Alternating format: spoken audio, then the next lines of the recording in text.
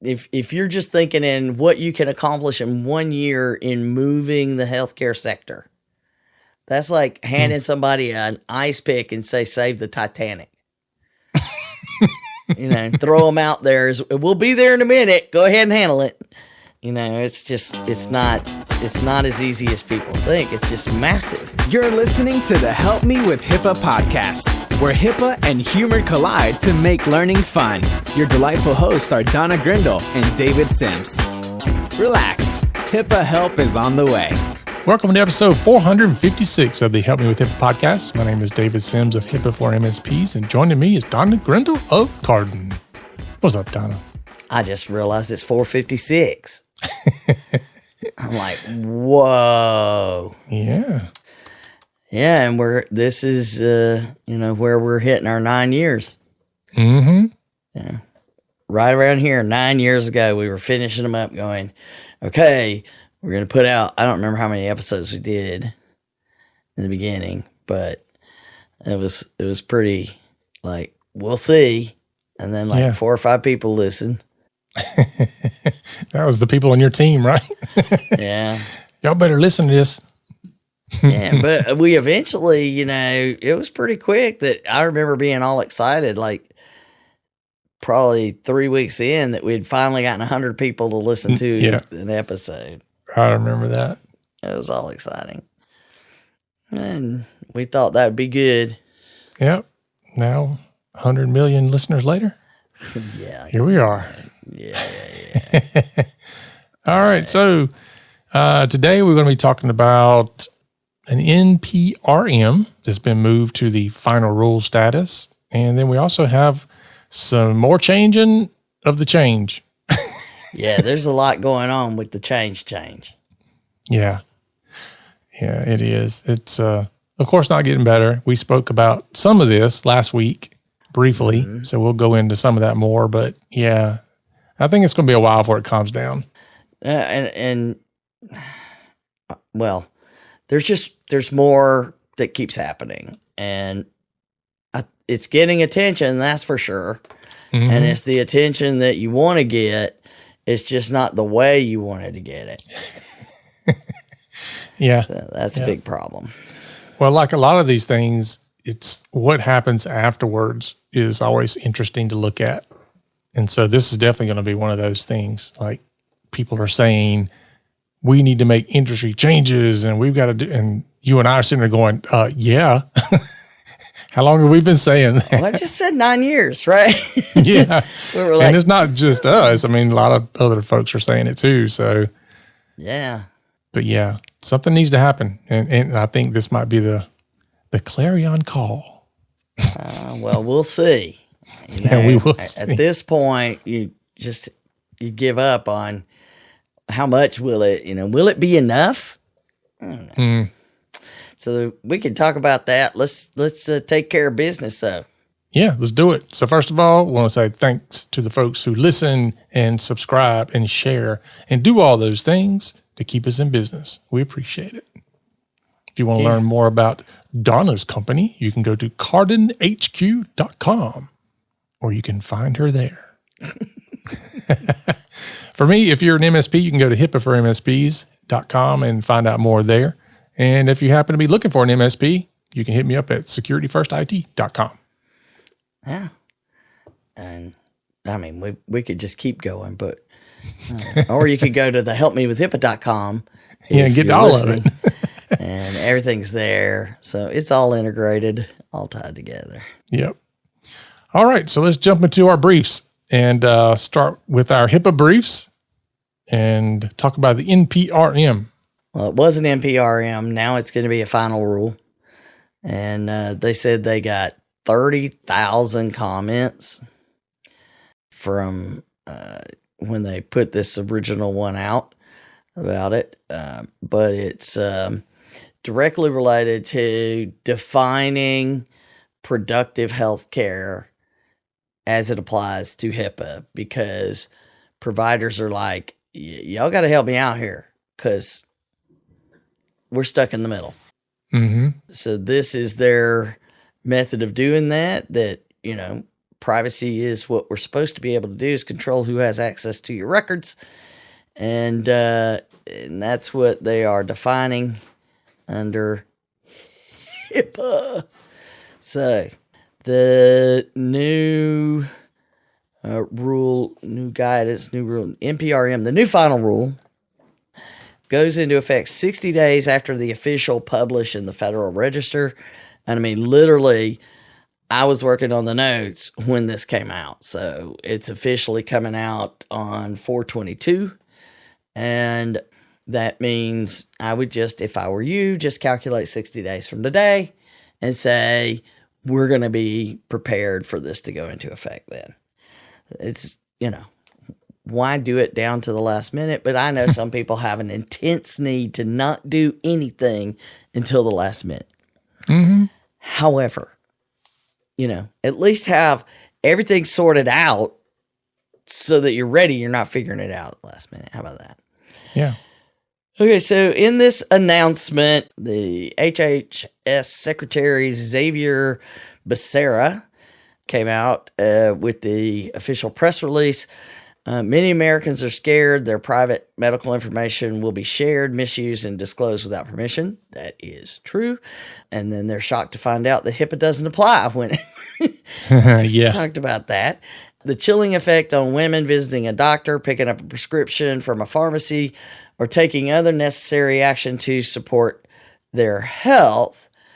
And but I just like to point out, this is something we've said from the get-go. We've said this for years. We can't risk patient care is seriously impacted if they don't believe they can tell you what's going on. Mm-hmm. If they don't think they can trust you, then you're not going to get all the, people don't like to talk about things that are happening anyway. Right. I can imagine what your conversation is at the doctor's office. I think I made the doctor feel uncomfortable. I know. That's exactly what I mean, is that you'd be like, they'd be like, oh God, it's him. Everybody be prepared. We're going to learn things we don't need to know. Anyway, so Melanie Fonts Rayner said, since the fall of Roe versus Wade, providers have shared concerns that when patients travel to their clinics for lawful care, their patients' records will be sought, including when the patient goes home. Patients and providers are scared. It impedes their ability to get to and to provide accurate information and access safe and legal health care. Today's rule prohibits the use of protected health information for seeking or providing lawful reproductive care and helps maintain and improve patient-provider trust that will lead to improved health outcomes and protect patient privacy. So it has multiple pieces, and like I said, just came out. I haven't had time to go through all of the pieces, but the summary is very straightforward. It's just 3 bullets. So surely I can manage those 3 bullets without having to research it. They had put out the NPRM and then carefully considered the 30,000 comments. So it was a year ago this NPRM came out. You still have to review the 30,000 comments. No wonder it took so long. All right. So it prohibits the use or disclosure of PHI when it's sought to investigate or impose liability on individuals, healthcare providers, or others who seek, obtain, provide, or facilitate reproductive health care that is lawful under the circumstances in which such health care is provided, or to identify persons for such activities. Okay. And there is a very specific, it includes the definition of what is considered reproductive health care. So that's also in there. So you have a firm definition of what that is. Yet this, it requires a regulated healthcare provider, health plan, clearinghouse, or their business associates to obtain a signed attestation that certain requests for PHI potentially related to reproductive health care are not for these prohibited purposes. So that one is saying that if there's a subpoena that you have to give the records. Then you have to get an attestation, if it includes those records, that it's not going to be used for what this says you can't use them for. So there's going to need to be specific language that we have. Like, if you have to release those records, it's going to need to go to everybody that way. So that's going to be tricky. So we have to put that in record release somewhere. So I've got to read the detail. And then it requires regulated healthcare providers, health plans, and clearinghouses to modify their notice of privacy practices to support reproductive health care privacy. That's the one that, to me, I'm like, I got a problem with needing to change the MPP for that, knowing the other NPRM is hanging out there with major changes to the MPP, including not having to get confirmation of the MPP. And I mean, by the time you deal with it, and good news is you don't have to print them anymore. You know, you that's the one saving grace. Because used to you had to print them and hand them out. Right. But you do have to make sure it's not screwing up any of your legal stuff. It gets through all of your policies and procedures and whatever your business requirements are, because that's a legal contract. And then you have to make sure it's on your website. You have to make sure that the copies that are provided, if anybody asks for one, is the correct one. And you have to make sure that it's posted prominently available for someone to review if you have a public, like, you know, public facing waiting room, door, whatever you want to call it. So I got to read up on that. I'm sure we'll be covering it in one of our discussions. We got Garden Club coming up this week. So our regular hangout in Garden Club, we're going to probably have to talk about that. Just add it to it. And now my team's going to be like, well, I hope that I heard about it. So there you go. Still have to figure out the NPP thing is going to be tricky just because of the fact that we know others could potentially be coming.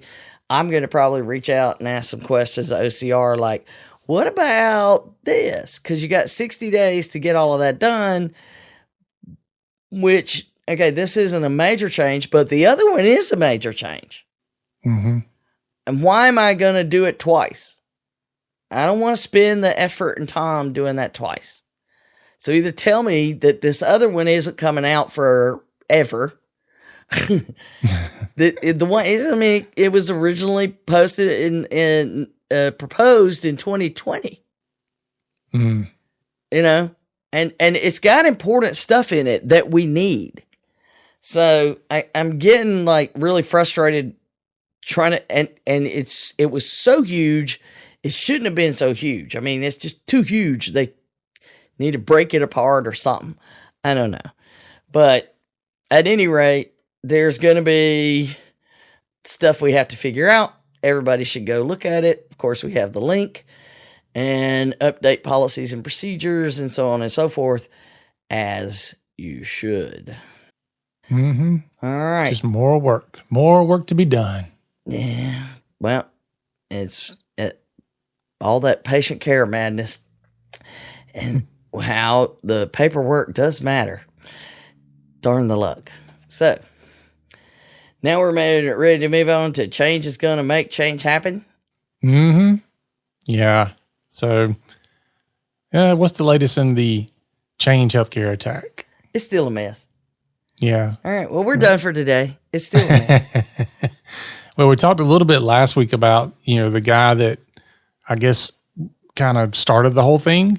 And, the ransomware as a service group came in, Black Cat, Alpha V, whatever they want to be called this week. And they were like, sorry, dude, you're not getting your commission. Peace out. Right. And, but he says, I still got the data, or at least some of it. And he's like, well, I want my piece of the money too. So Change Healthcare, what you going to pay up? What's up? Well, according to an article in Wired, they actually were dealing with somebody on Ransom Hub that shares for you to, like determine if the data is legit. And they were basically able to do that. They say it looks legit to us, too legit to quit. It was there. I knew you were going to do it, so I had to get it in there.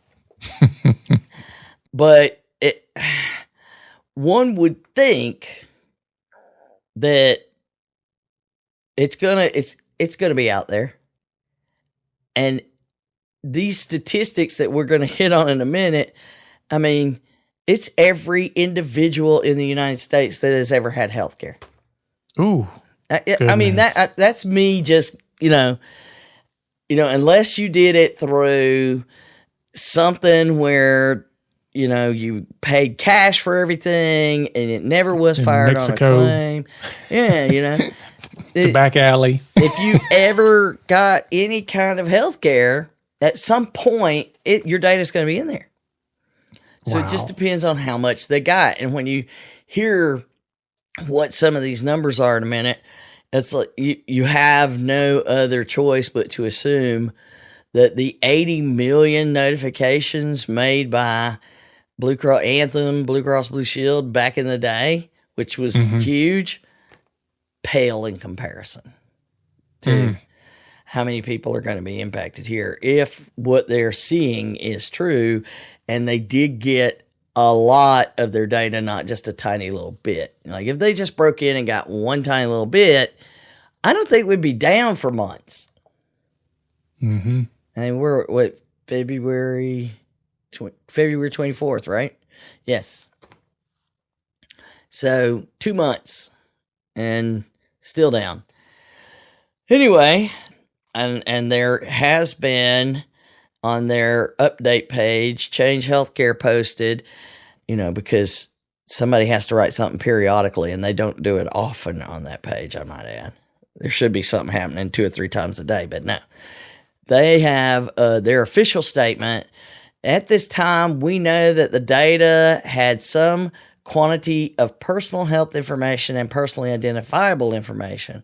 We are working to determine the quantity of impacted data, and we are fully committed to providing notifications to impacted individuals when determinations are able to be made, and we'll work with the Office for Civil Rights and our customers in doing so. And they go on to say, we are committed to providing updates as we progress through the data, not just at the end.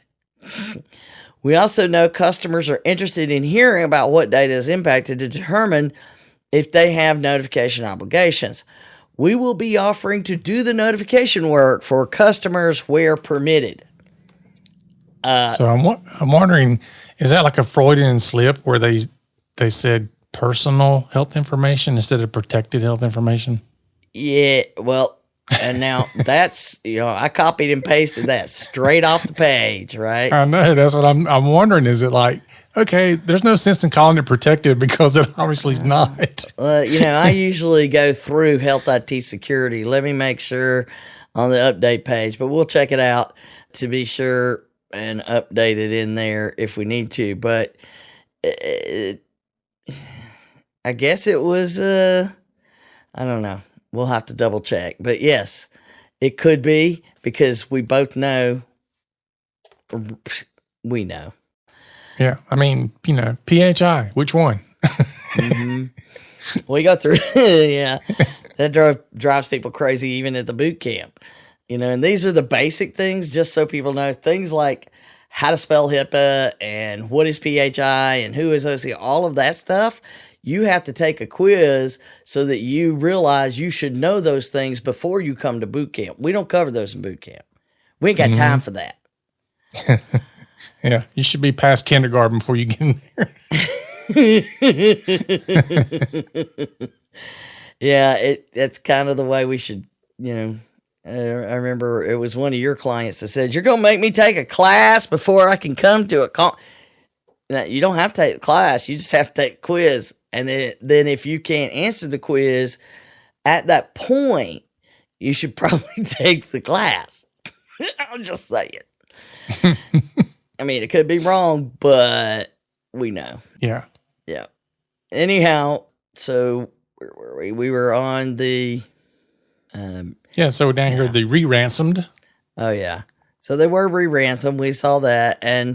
But then the big thing, and this happened just since our last recording, is they held a hearing in the House Energy and Commerce Committee about healthcare cybersecurity in the wake of the Change Healthcare cyber attack.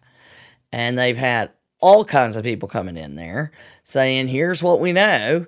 And I want to say that there was one of the leaders or what in the congressional group, and I don't know which one, but basically said, I don't want to be sitting here a year from now for the same reason, because it happened again, and knowing we never even tried to do anything about it. And you clearly don't understand, if you're, to really make a change in how healthcare, there's a 5-year plan. Yeah. There's a 5-year plan. Yeah. Maybe you won't be sitting there a decade from now. Yeah, I know, right? And it's like, that's kind of like, if you're just thinking in what you can accomplish in 1 year in moving the healthcare sector, that's like handing somebody an ice pick and say, save the Titanic. Throw them out there. We'll be there in a minute. Go ahead and handle it. It's not as easy as people think. It's just massive. Anyway, so they had all kinds of people through there. Chime folks, AHA, just all kinds of folks, including our very own Health Sector Coordinating Council, ED, Greg Garcia. And so we got to see pictures of all of the stuff. And ironically, as one of the articles pointed out, they never heard from United Health Group. None of those people wanted to show up. They're too busy doing notification letters. I know. They got a few, 100,000 people working for them. You think they could peel somebody off, but they're not listed. And they were like, I think they interviewed somebody and says, we're looking forward to hearing from them soon. So they must be in negotiations about what they're willing to say on the record. Because this is like, you're going on the record. This is testimony that you are swearing you're going to tell the truth. So I would wager that that's probably why we haven't heard from him, because all the lawyers are going, you do it. I'm not doing it. You go do it. I'm not doing it. I said nothing. I heard nothing. I wasn't even here today. So anyway, so they sent out, and we got Greg's information and all of that, and they summarized it for us, and we have it's published. But because so much, that's what the work we're deeply involved in. So I wanted to make sure that we, took time to go through it. And I like where, so you can go read the whole thing. They published the text. And he said that, so February 21st, maybe that, I was close within 3 days. So we're already past. Okay, so it imposed a stark reminder to the health sector, and indeed every critical industry sector, because we're just one of 16, that there are essential utilities undergirding. Of course, I want to watch the video and see him say undergirding.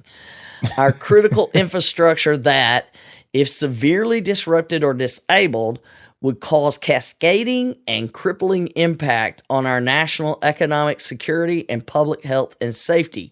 These utilities, such as software programs, processing applications, and specialty communications platforms, are often unknown and taken for granted, but without which the very delivery and financing of healthcare would not be accomplished. Right there, he hits on the fact that what you just brought up. Mm-hmm. You don't even know.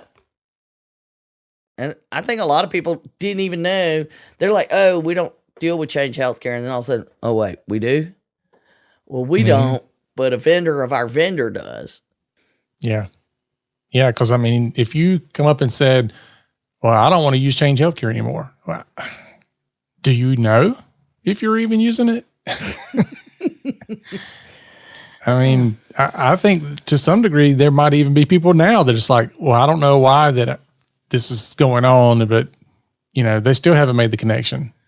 Because if I'm in a conversation with anybody outside of healthcare and I mention this, they're like, I hadn't heard anything about it. Well, even at my bourbon club last week, there was a discussion, and one of the guys said, well, I heard that there are these people that are on, I don't remember what medication, but, they now would have to pay full price for it, and they can't afford it because they were able to get it, and now it can't be processed. Is that, is there something going on? And I'm like, oh, yeah. There's something going on. And that's just a tiny bit of it. Yeah, that was exactly what I was talking about. Just the biggest one in healthcare history. I mean. Yeah, somewhat significant. But I think people have been impacted that don't even know they've been impacted. Mm-hmm. I'm pretty sure of that. Even in the healthcare space. That you don't realize that you've been impacted for whatever reason, and there's plenty of those. So here were the recommendations for industry and government action. And many of these are things that we talk about all the time. But I want to make it this was said in testimony, so at least we know the word has been shared. Mm-hmm. And I love the first thing, because this is something that's not been done. We all do it within the organizations, but they're saying basically do an SRA to the industry as a whole. Imagine that. That's going to leave a mark. Yeah.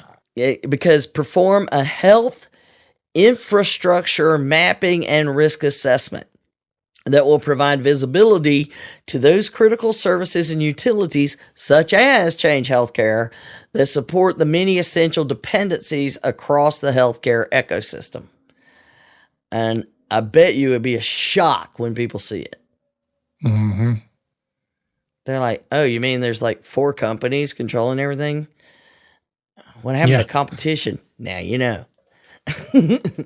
I mean, that's the way it's happening in every sector. I think there's 4 or 5 companies that control all meat and seafood or protein stuff. It's just become more and more narrow when this is when they broke apart AT&T is where we're getting, and it's happened in the food and the healthcare. I know both of them extensively, but that's where the second one comes in. Assist consolidation proposals for mergers and acquisitions against their potential for increased cyber incident and impact risk. Yeah. So basically what they're saying with these two is, why did one company impact so much? Yeah. And what other ones could. Right. And if before we let 2 more merge, let's make sure that, because a big problem was there was no one to shift to. Yeah. You want to spread out your risk. Yeah. I mean, that's kind of what you want to do, but the entire sector. And it just so happened that, these acquisitions, and they just gobbled them up. I mean, you talk about that in the MSP world. Same thing's going on. Oh, yeah. Yeah, it does. And we have the same issues because, all these things get gobbled up, and then you're like, well, if something happens over here, where am I going to switch to? Mm-hmm. Because, you're down to 3, the top 3 providers. Yeah. And I don't know about other MSPs, but for me, I start looking at, well, do I want to be in this ecosystem? Because I know it sounds great. Oh, it's all integrated into one bill and all this. And I'm like, yeah, I'm making sure that one major failure with this one vendor completely cripples my business. I'm not signing up for that. Yeah. So, yeah, I've not been a fan of all the mergers and acquisitions. Well, and and you're absolutely right. I keep things separate too. I tried that for a little while, and then I just got they weren't meeting commitments, and they're still around the company, and I could do all of it in one.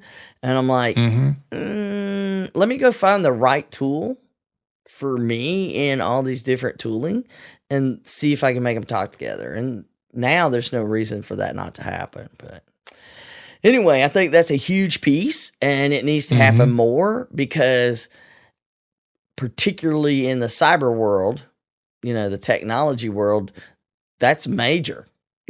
One hit, and it's not like all of United Health Group got hit. Right. But a big chunk of them got hit. So anyway, the next is, speaking of what we just said, hold third-party product and service providers and business associates to a higher standard of, quote, secure by design and secure by default for technology services and capabilities used in critical healthcare infrastructure. That got your attention. Yeah. I mean, you should put security first. Oh, wait. Somebody should name their company that. I know. Some genius will do that one day. But I mean, listen up, MSPs, because there's been grumblings for a while now that maybe they'll end up doing something with the IT sector and in certain areas in healthcare, and this might be what changes some of that. Even though it's this is not an MSP issue and all that, it still could cascade down to legislation that then starts to impact that industry. All you need to do is say Kaseya and SolarWinds. Yeah, no kidding. That you could see that could build on each other. This is a huge piece. The next two pieces are massive, and I think they're going to be the key. Invest in a government industry rapid response capability. So the public-private partnership, where you have like a fly team, a go team, or whatever you want to call it, that they're ready to drop everything and go in. The problem with that is, anytime you talk about government and rapid, I don't know. Well, it's the government and industry. So you're working together, having the resources. Government just has the resources. That all you have to do is, apply and bloom the resources. We're able to get people there, like, when there's been a tornado, a disaster, natural disaster, as soon as you can physically put boots on the ground, they're there. And it's that kind of response is what we're looking for. Here's the big problem I anticipate. What's that? Is we could put that together just like we have 405D, right? We could put that together. We have plenty of people in the industry that are willing to do their part. And that investment is directly controlled by Congress. So HHS would want to do their part. There's nothing they can do until Congress tells them, here's what you should do. So, but the industry themselves, all for it. So let's say we don't even have. All government does is facilitate where you go and ask for the help. I need the rapid response team. Because we need that central repository point of contact. Okay, do you think United Health Group's going to let all of these other people from around the industry in to look at their cyber structure?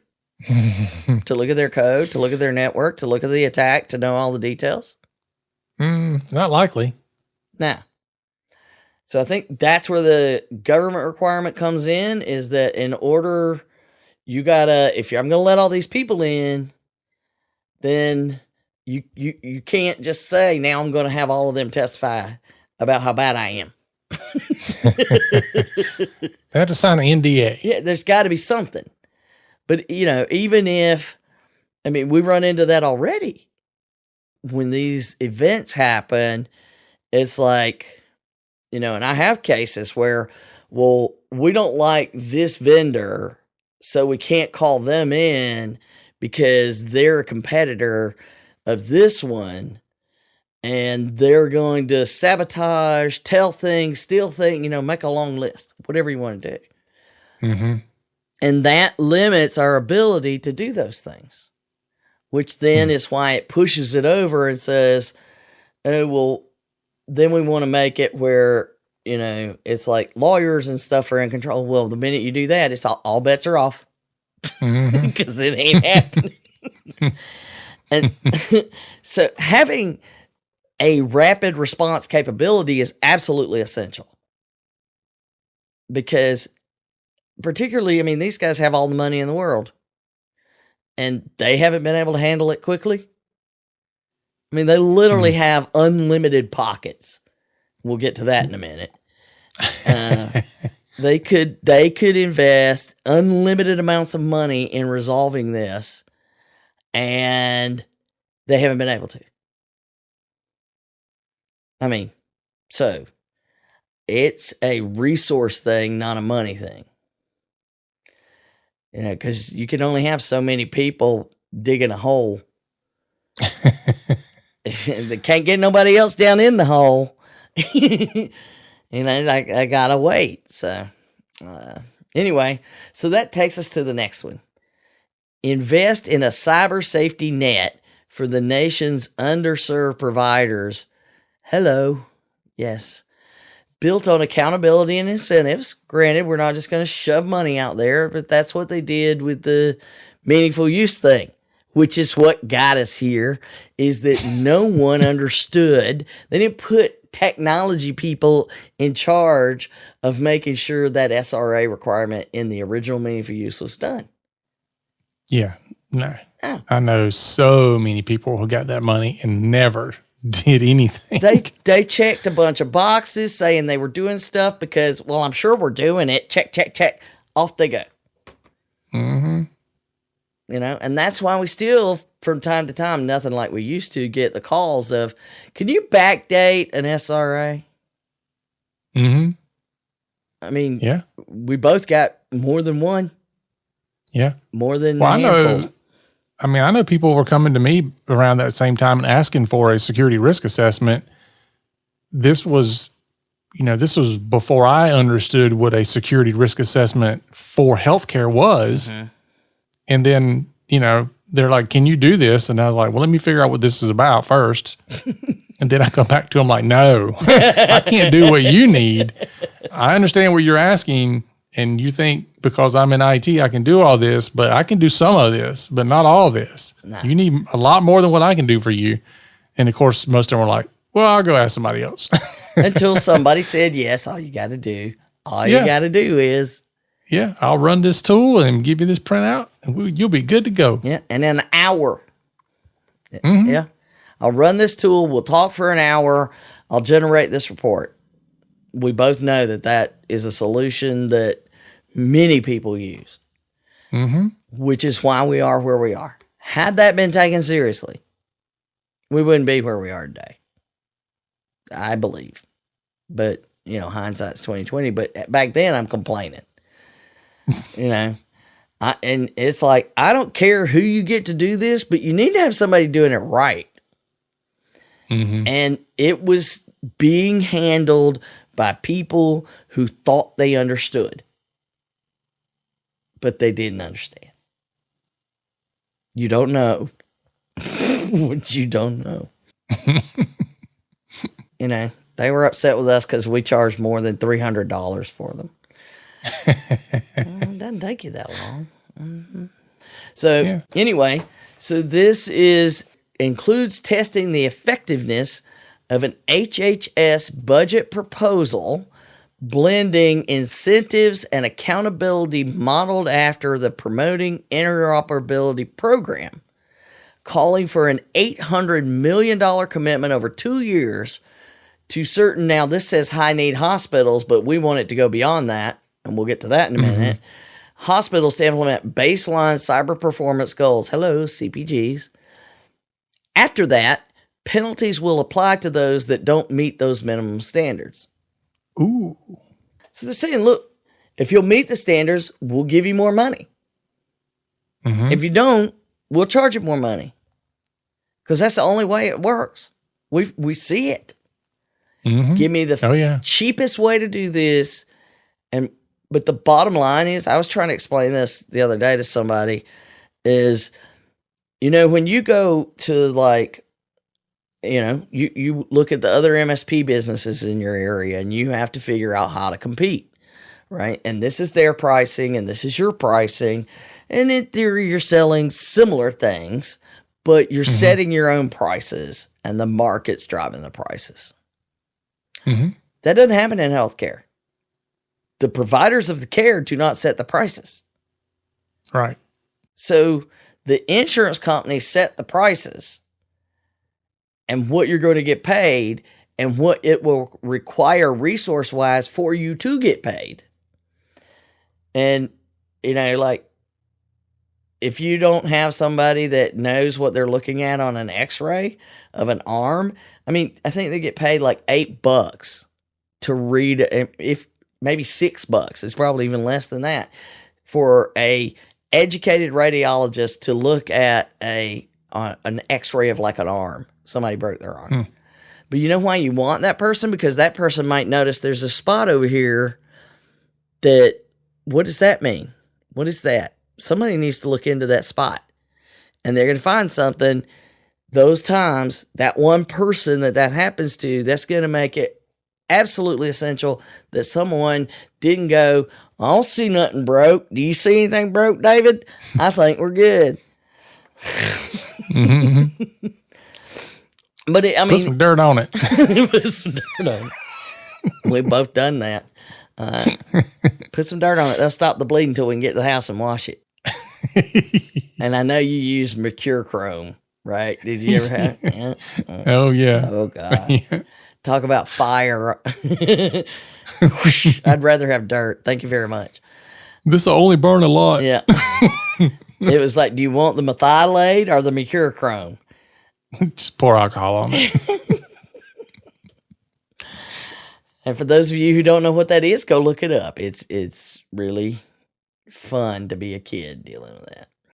Anyway, so that's a huge thing, is finding a way to put some money into the healthcare program, because there is no money going in to do these things. These defender things, and we both know you have to actually be offensive and defensive at the same time. You have to assume they're in. Yeah, that's hard. And then, of course, the last thing he brings up is the strategic 5-year plan, which is what we went through before. It's the HSCC recommended 5-year plan. And he goes through the 10 cybersecurity goals, 12 implemented objectives, blah, blah, blah. But again, 5 years.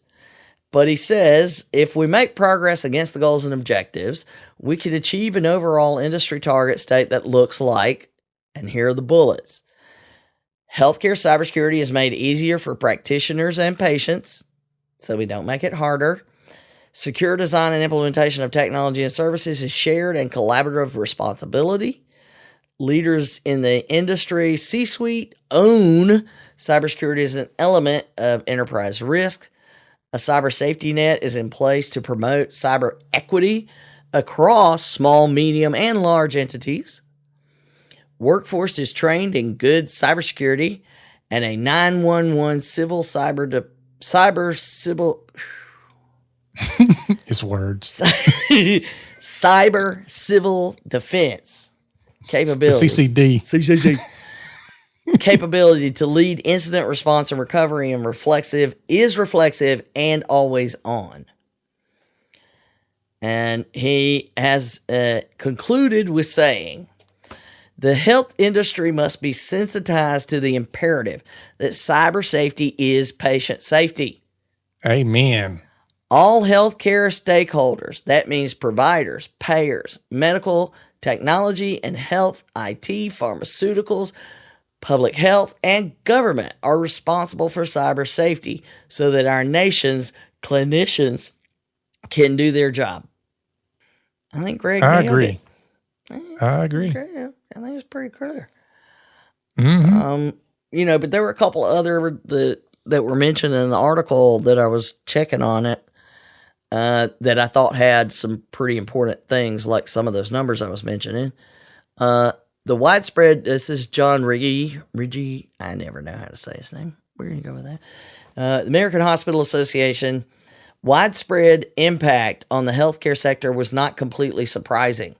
That's because Change Healthcare is the predominant source of more than 100 critical functions to keep the healthcare sector operating. 100. Wow. The company processes 15 billion healthcare transactions a year and touches 1 in every 3 patient records. Whew. There you go. How do we get Everybody. here? Wow. Yeah. And so just to make sure, they also brought in a orthopedic surgeon from Texas Spine Center, Dr. Adam Brugman, he was talking from a private practice perspective. And everybody's on this whole thing about these M&As, man. There's risk built into them. And we're creating, and I said that they're creating these businesses that are now too big to fail. We can't let there be a failure. And not like a financial failure, which is what they usually are worried about, is the bank will fail. No, we're talking about if they aren't operational. And so they're like, there's inherent risk in these M&As and nobody's looking.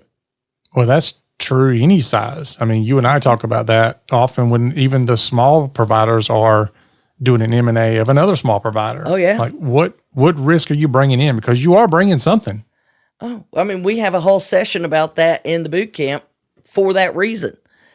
And that's another big piece that comes into play when, I've gone to conferences before.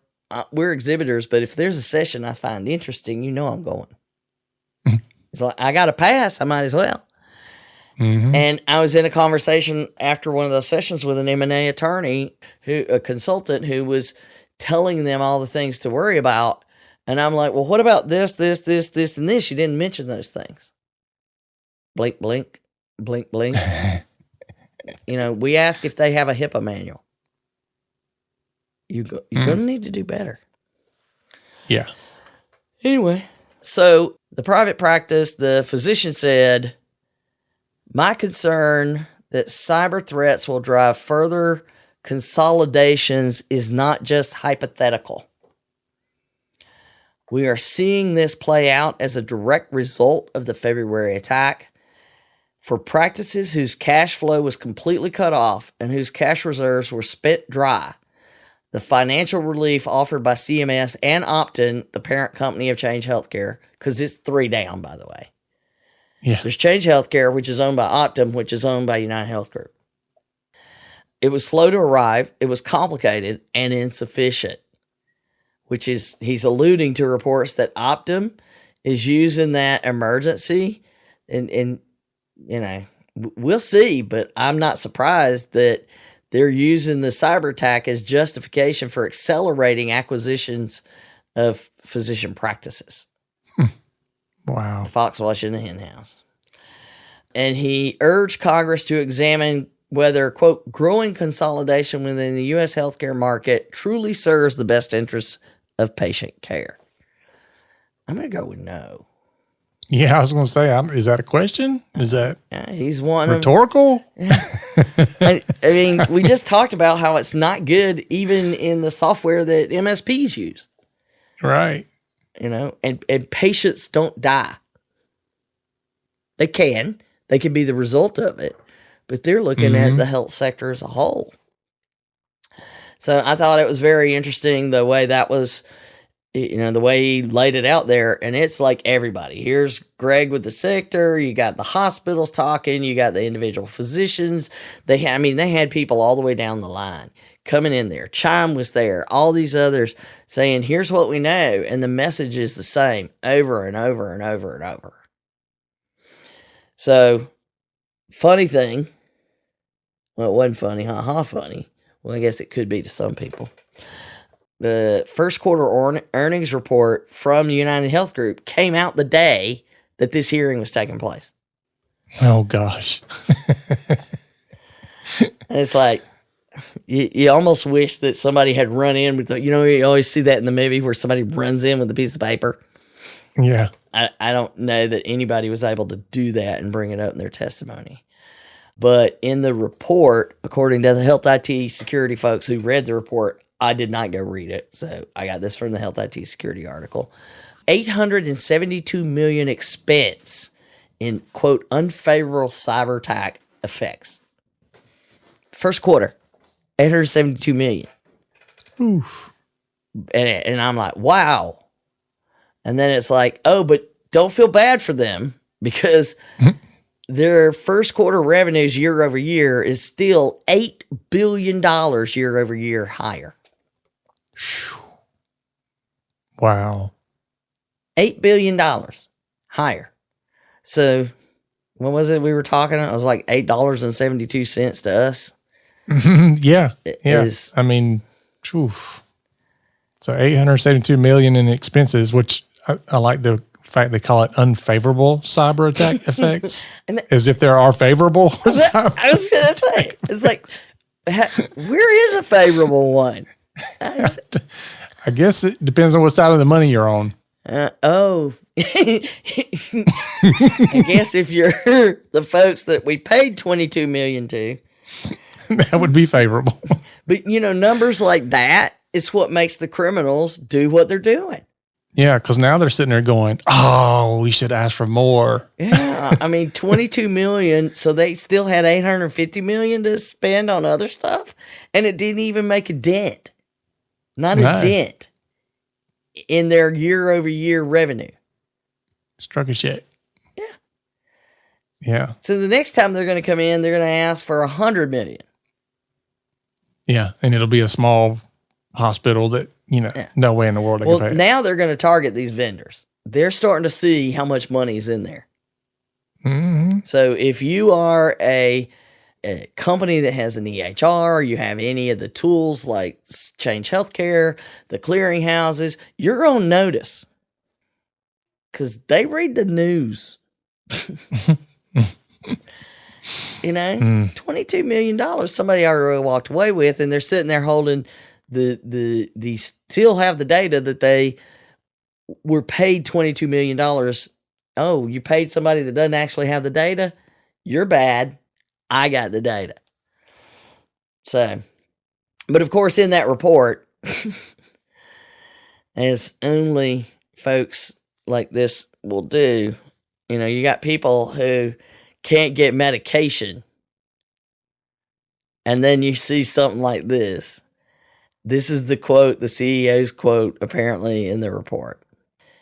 The core story at United Health Group remains our colleagues delivering improved experiences for the people we serve and driving balanced growth, even while swiftly and effectively addressing the attack on Change Healthcare. I wonder how long it took them to craft that one. Or was that ChatGPT? I mean, it's a hallucination from ChatGPT, maybe. I don't know, because swiftly and effectively is not what all that testimony we just went through was about. Yeah. Or delivering improved experiences. So all that testimony, and then their claim is swiftly and effectively addressing the attack. Mm-hmm. Now, how can you do that? And, depends on if you had the red pill or the blue pill. That's all that matters. Yeah, I mean, you're looking at all that testimony. You need to own it somewhere. Show some remorse instead of talking about how swiftly and effectively we've handled this when it's wrecked the entire sector and dramatically impacted patient care. Yeah. It almost reads like, we earned that $8 billion. That's the extra $8 billion. Don't forget, they made $8 billion additional dollars, up to 99 point something billion, whatever it was. 99.8 billion. Why don't we just round it off at this point? It's just 100 billion. It's $1 trillion. But it's the fact that that's the additional funding that they got year over year, and then for them to use that quote. Again, I got it from the health IT security because I trust those guys. I didn't go look it up myself. So I'm feeling pretty sure that sounds like a CEO's comment anyway. Yeah. Sounds like it. So to have all that testimony we just went through, and all the things they're thinking about, all the things they're mentioning, and to have a completely tone deaf statement like that, it's why we are where we are. So yeah, well, it's hard to say. You know, you don't know who else is in his ear, and I say him. I don't know. I don't remember his name. But somebody telling him, "Wow, man, this would take a lot longer if you didn't have all these resources to throw at it." And so he's thinking, "I'm doing a fantastic job with this." But as a CEO, could it be worse? It's not your job is to be in there understanding what's really happening as the CEO. Yeah. So again, that's on them. But and I'm sure there's going to be a lot. I mean, we've seen companies that handle this way better and had less of an impact. And it's just the tone deaf approach is what's so concerning. Yeah. Well, the bigger the impact and the more negative ripple effect it is, at some point, I think you can't really even address it in a way that's going to be appropriate. It's like, I don't care how good you do. It's just such a negative thing. Well, yeah, but at least say, my bad. Yeah, sorry about that, bro. No, I don't disagree with you. And I guess I'm being, for some reason, empathetic with this person. I know, you're usually never that. It's just, I think at some point it's so bad that I guess him even saying this doesn't make sense. Like, yeah, that's what I'm saying. It's so bad. It's like, I'm just not going to address it. Yeah, but don't use words like swiftly and effectively when we've got physician just saying, hey, people are going out of business. Yeah. Practices are just dissolving and patients can't get care. Yeah. I think you almost want to hear them say something like, we're doing the best we can, but we know it's not good enough. Thank you. That's it. That's it. Own it. Write me a check.